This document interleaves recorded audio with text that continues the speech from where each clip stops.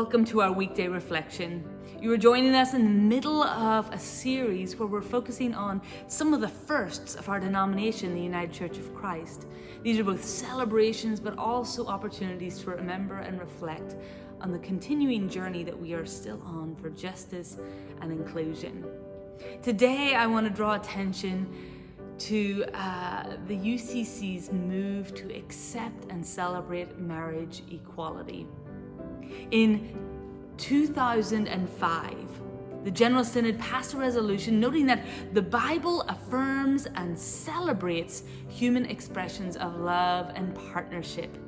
and stating that the Church affirms equal marriage rights for couples regardless of gender, and declares that the government should not interfere with couples regardless of gender and who chooses to marry.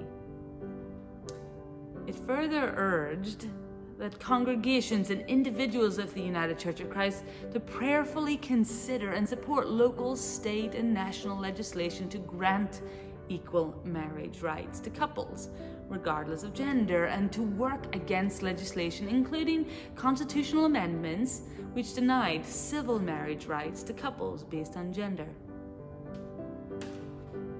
This made the UCC the first Protestant denomination to recognize same-sex marriage, and not only to recognize it, but affirm and celebrate the partnership of love between people of the same sex. Of course, it wasn't until 2013 and the United States versus Windsor case that rendered the Defense of Marriage DOMA Act,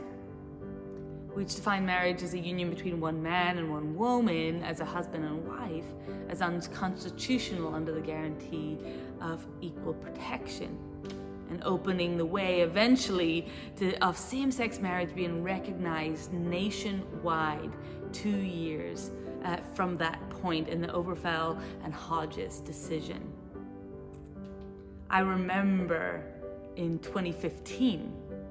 how my now mother-in-law burst into my office at the church I was serving near the Evansville area at that time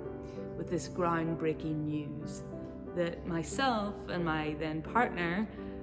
Sarah, would be able to get married, and to get married in a church that would affirm and celebrate a partnership of love. However, for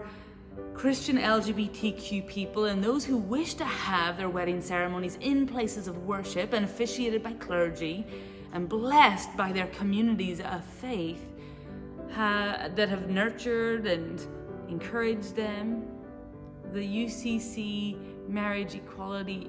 Resolution of 2005 was truly life-changing.